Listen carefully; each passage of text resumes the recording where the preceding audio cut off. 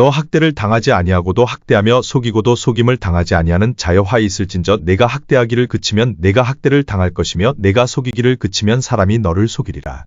여호와여 우리에게 은혜를 베푸소서. 우리가 주를 앙망하오니 주는 아침마다 우리의 팔이 되시며 환난 때에 우리의 구원이 되소서. 오늘 본문은 이사야서에 기록되어 있습니다.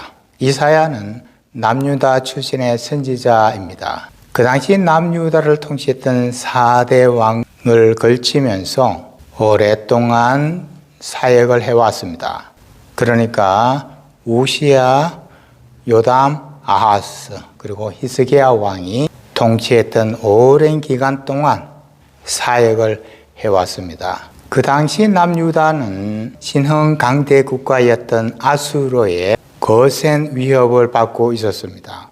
하지만 그 당시 정치인들과 남유다 백성들은 하나님을 온전히 의지하기보다는 애굽과의 외교적인 동맹을 통해서 아수르의 위협을 막고자 했습니다.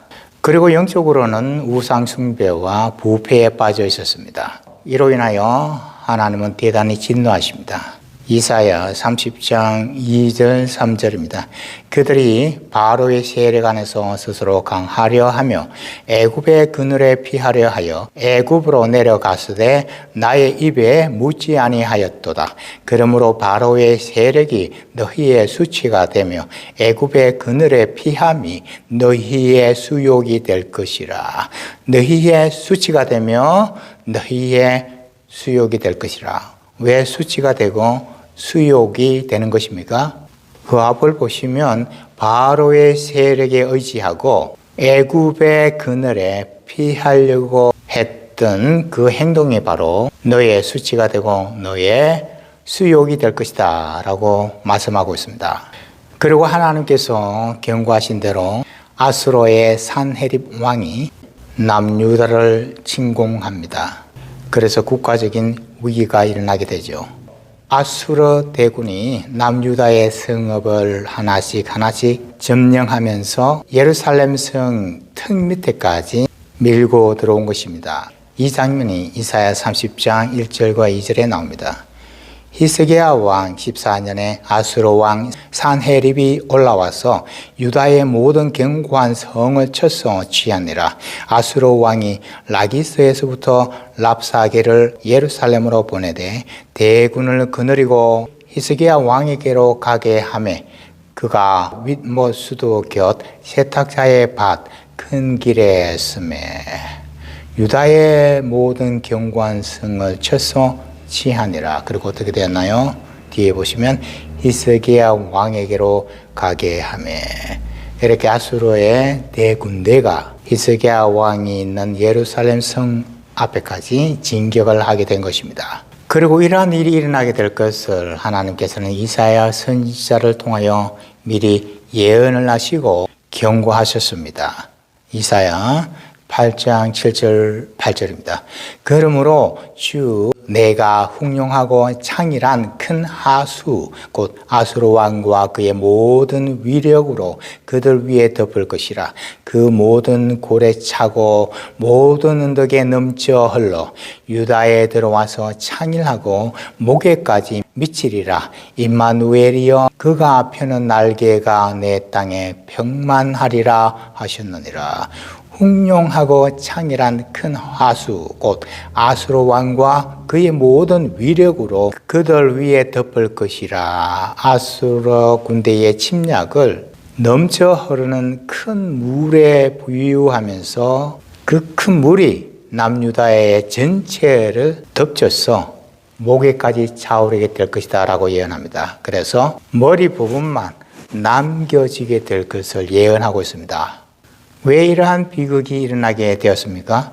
좀 전에 언급한 이사야 30장 3절 부분을 보시면 나의 입에 묻지 아니하였도다 라고 그 이유를 우리는 알 수 있습니다.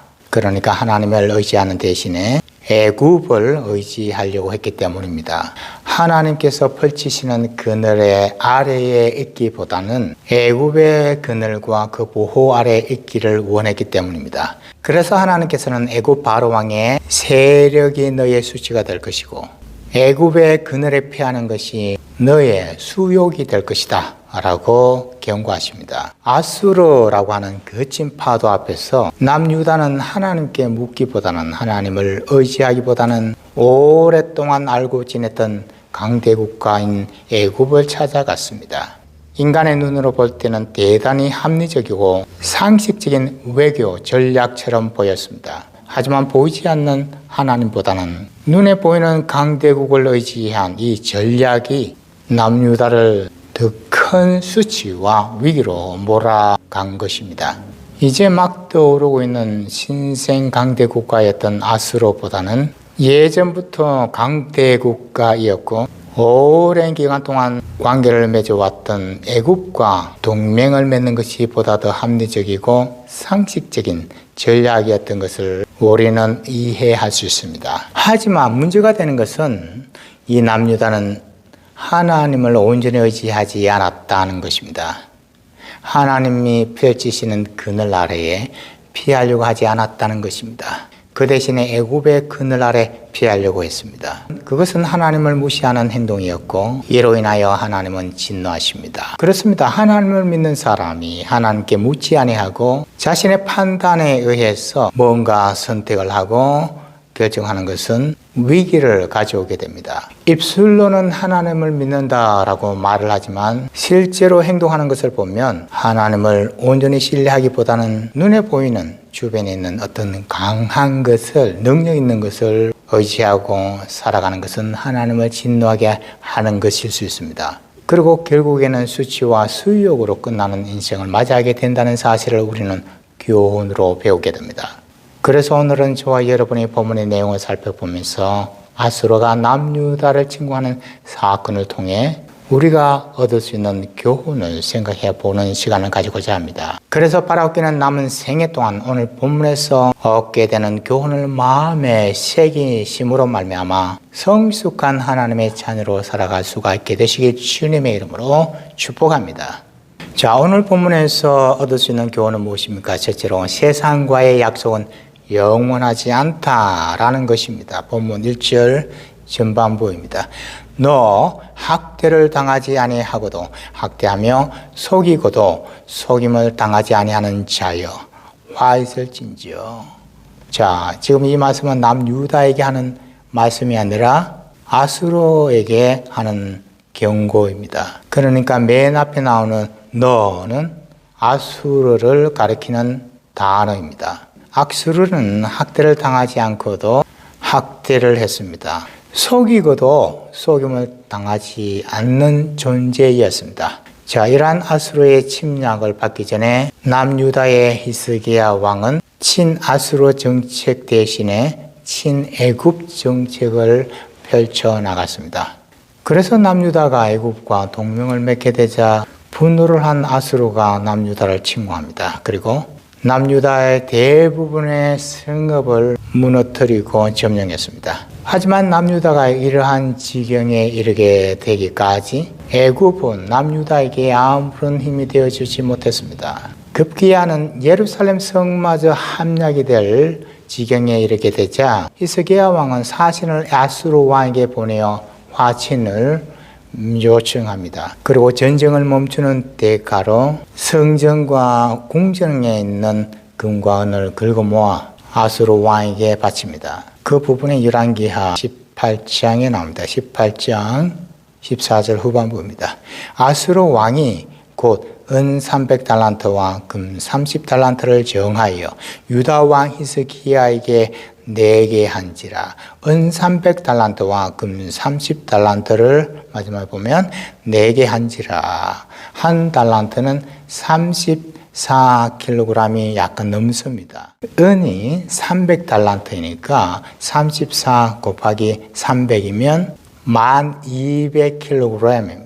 1000kg이라고 해도 10톤이 넘습니다. 그리고 금은 1000kg이 넘으니까 1톤이 넘습니다. 은 10톤과 금 1톤이니까 상상하기도 어려울 만큼 많은 양의 금과 은을 아수르 왕이 히스기야 왕에게 요구한 것입니다. 그리고 히스기야 왕은 이것을 다 마련하기 위하여 성전 문에 붙어있는 금까지 다 뜯어내요. 아수르의 산헤립 왕에게 갖다 바칩니다. 이렇게 남유다 히스기야 왕은 세상에 힘이 있고 권력이 있는 자와의 타협을 통해 평화를 사기 위하여 시도를 한 것입니다. 하지만 그 결과는 어떻게 되었나요? 아수르의 산헤립 왕은 남유다가 바치는 재물만 챙기고는 그 약속을 지키지 않습니다. 이러한 아수르의 행동이다. 오늘 보면은 학대를 하고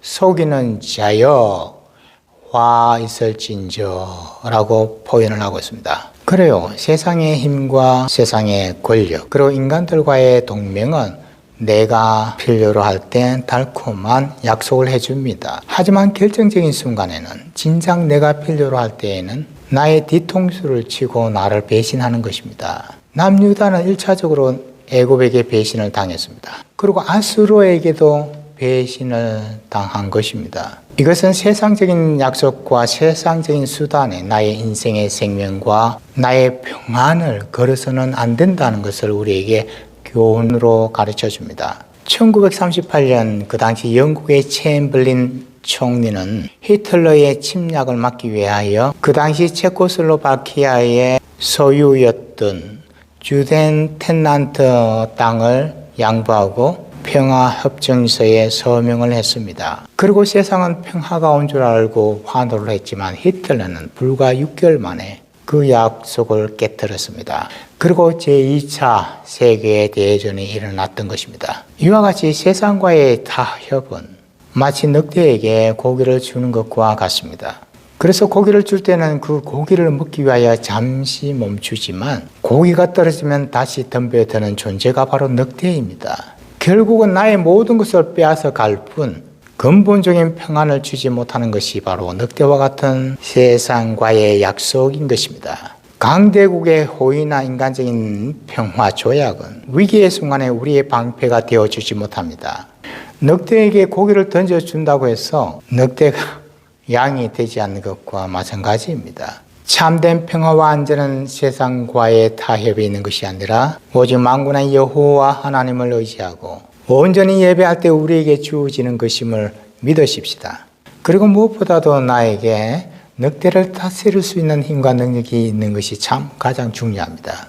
그리고 그 힘은 내가 하나님을 의지하고 하나님을 예배할 때 하나님으로부터 주어지는 것입니다. 사실 우리나라 대한민국이 이렇게나마 선진국가가 되고 군사적으로도 강한 국가가 된 것은 우리의 믿음의 선조들이 하나님을 열심히 섬기고 의지해 왔기 때문인 것을 우리는 믿어야 합니다. 근데 지금은 어때요? 하나님을 떠나는 사람들이 점점 더 많아지고 있는 실정입니다. 그러다 보니까 하나님보다는 주변 강대 국가의 눈치를 보면서 동맹을 맺고 살아가려고 하는 모습을 우리는 쉽게 보게 됩니다. 지금 우리나라가 처한 환경과 이 환경을 대처해 나가는 모습이 바로 그 당시 남유다가 처한 환경과 대처하는 모습과 비슷하지는 않는가 한번 우리는 진지하게 되돌아보아야 할 것입니다. 국가적인 안보나 인간의 외교적인 계산도 하나님을 떠나서는 참된 평화를 가질 수가 없다는 사실을 우리는 명심해야 합니다. 하나님보다도 더 권력과 힘이 있어 보이는 애굽과 아수르를 오늘날 저와 여러분 우리는 의지하고 살아가고 있는 것이 아닌가 한번 진지하게 되돌아볼 수 있어야 하겠습니다. 이 세상이 주는 평강이나 타협은 저와 여러분 내가 진정으로 위기를 맞게 되는 순간에는 아무런 힘이 되지 못한다는 사실을 오늘 본문에서 우리는 교훈을 얻게 됩니다. 자, 오늘 본문에서 얻을 수 있는 교훈은 무엇입니까? 두 번째로 인간의 끝이 하나님의 시작이다라는 것입니다. 본문 2절 전반부입니다. 여호와여 우리에게 은혜를 베푸소서. 우리가 주를 앙망하오니 여호와여 우리에게 은혜를 베푸소서. 잘 아시겠지만 은혜라고 하는 헬라의 원어는 카리스입니다. 그리고 이 카리스는 받을 자격이 없는 사람에게 값없이 베풀어 주시는 하나님의 은혜를 의미하고 있습니다. 사실 남유다가 한 행동을 보면 하나님의 사랑을 받을 자격이 없습니다. 남유다는 마치 자기 남편을 버리고 딴 남자와 사랑에 빠진 여인과 같은 행동을 했습니다. 세상에 어느 남편이 이렇게 자신을 버리고 다른 남자와 눈이 맞아 살아가고 있는 아내를 사랑할 수 있겠습니까? 그리고 아내의 입장에서도 마찬가지입니다. 자기가 잘 되었다면 남편에게 자기를 사랑해 달라고 예원하지 않았을 것입니다. 외도를 했던 그 남자에게 배신을 당하고 버림을 받았기 때문에 남편에게 매달려 예언한 것입니다. 이것이 바로 남유다가 하나님에게 한 행동인 것을 우리는 알아야 합니다. 여호와여 우리에게 은혜를 베푸소서. 하나님의 진노를 받아 마땅한 우리지만 우리를 사랑해 달라고 남유다는 예언을 한 것입니다. 왜요?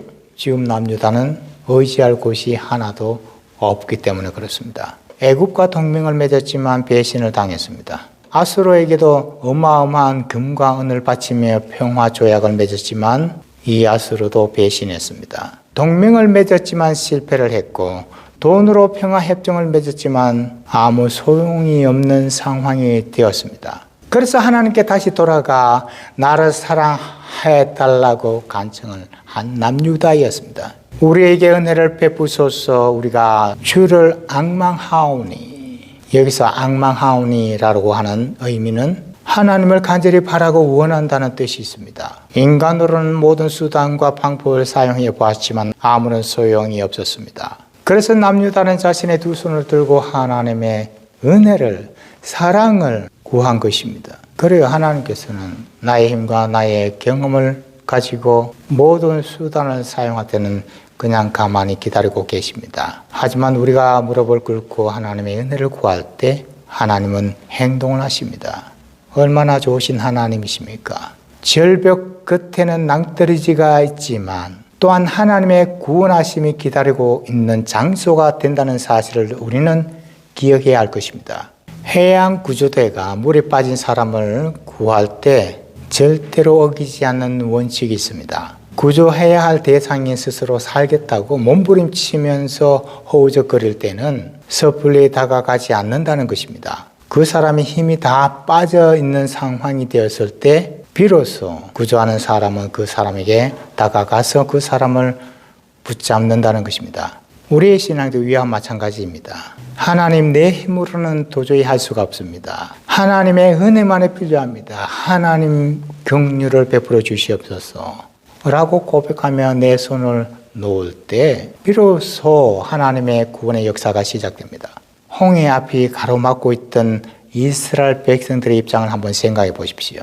출애굽한 이스라엘 백성들이 홍해 앞에 다다랐을 때 앞에는 바다가 가로막고 있었습니다. 그리고 뒤에는 애굽의 군사들이 추격해 오고 있었습니다.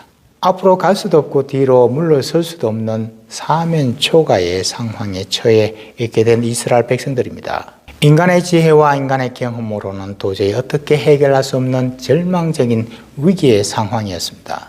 그때 하나님께서는 모세에게 이렇게 말씀을 하십니다. 출애굽기 14장 13절입니다.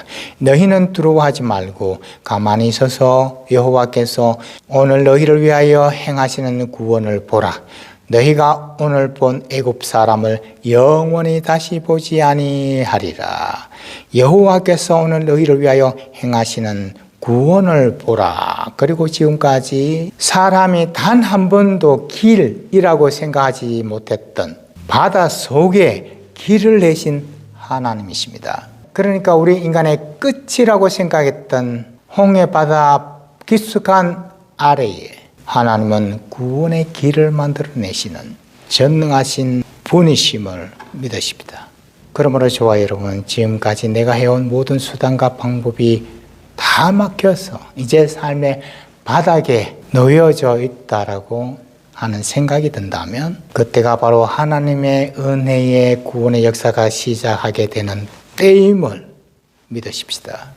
하나님의 은혜를 구하며 하나님의 행하시는 능력을 경험하며 살아갈 수가 있게 되시길 주님의 이름으로 축복합니다. 자, 오늘 본문에서 우리가 얻을 수 있는 교훈은 무엇입니까? 마지막 세 번째로 매일매일 하나님의 팔을 의지하며 살아야 한다는 것입니다. 본문 2절 후반부입니다. 주는 아침마다 우리의 팔이 되시며 환난 때에 우리의 구원이 되소서. 주는 아침마다 우리의 팔이 되시며, 여기서 팔은 능력을 의미하고 있습니다.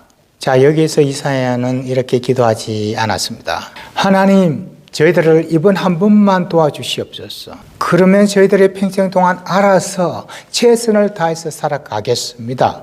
이렇게 기도하지 않았습니다. 왜 이렇게 기도하지 않았습니까? 그 이유는 우리의 인생에서 일어나는 문제는 단 한 번만 생기고 끝나는 것이 아니기 때문에 그렇습니다. 인생에 있어서 문제의 파도는 매일매일 일어나고 있기 때문입니다. 그래서 우리에게 필요한 것은 일회성의 구원이 아니라 매일매일 일어나고 있는 문제 속에서 주님으로부터의 능력을 받아야 하는 것입니다.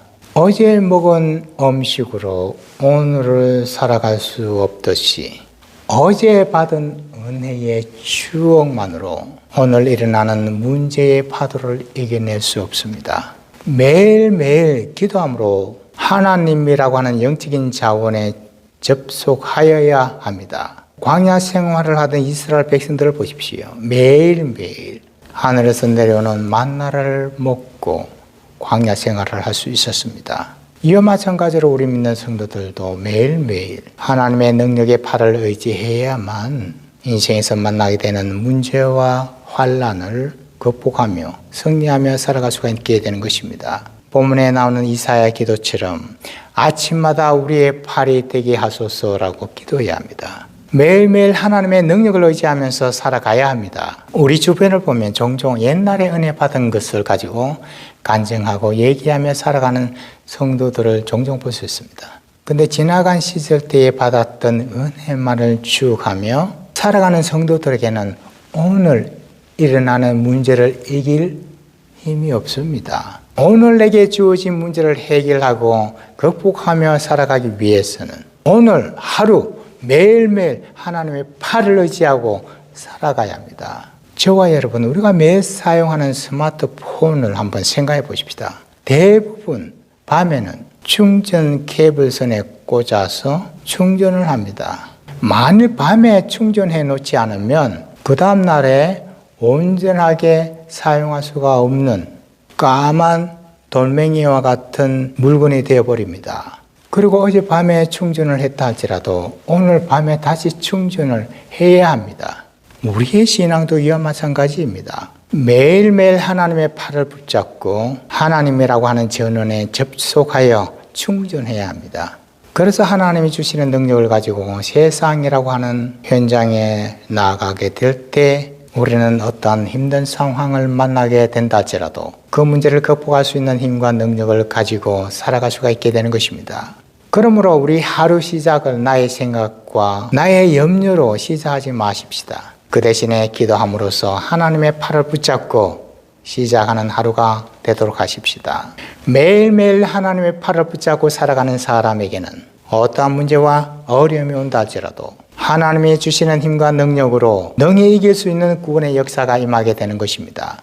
자, 이제 이 시간 짧게 정리를 합니다. 첫째로, 세상과의 약속은 우리를 속이고 배신합니다. 영원하지 않습니다. 그러므로 세상이 주는 달콤한 약속과 인간적인 수단을 의지하지 마십시다. 위기의 순간에 나를 구원할 애굽이나 아수르는 존재하지 않습니다. 오직 하나님의 은혜만이 저와 여러분 우리를 구원합니다. 하나님의 은혜는 우리를 속이거나 우리를 배신하지 아니합니다. 영원합니다. 그리고 두 번째는 내가 힘을 다했지만 최선을 다했지만 최악의 상황이 온다 할지라도 절망하거나 포기하지 마십시다. 그때가 바로 하나님의 구원의 손길이 시작하는 때임을 믿고 확신하며 담대하게 생활해 나가십시다. 마지막 세 번째로, 지나간 시절 과거에 하나님께서 나에게 베풀어 주셨던 은혜만을 붙잡고 안주하지 마십시다. 매일매일 내 힘과 내 경험이 아닌 하나님의 팔을 의지하면서 살아가십시다. 그래서 남은 생애 동안 어떠한 문제와 어려움이 온다 할지라도, 환난을 만난다 할지라도 하나님을 붙잡으심으로 말미암아 승리하게 되시는 저와 여러분이 되시길 주님의 이름으로 축복합니다. 기도하시겠습니다. 아버지 하나님, 오늘 본문의 말씀을 통하여 세상과의 약속은 영원하지 않다는 사실을 깨닫게 되었습니다. 우리 인간의 마지막이 하나님이 행하시는 구원의 시작이 된다는 사실도 깨닫게 되었습니다. 지나간 과거 하나님께서 베풀으신 은혜를 추억거리로 삼으며 살아가는 것보다는 매일매일 하나님을 의지하며 살아갈 때 만나게 되는 어려운 환경을 극복할 수 있게 된다는 사실도 깨닫게 되었습니다. 바라기는 남은 생애 동안 하나님의 크신 팔을 의지하며 하나님의 그늘에 피신하며 하나님의 보호하심 속에 살아가는 은혜를 베풀어 주시옵소서. 감사하며 예수님의 이름으로 기도합니다.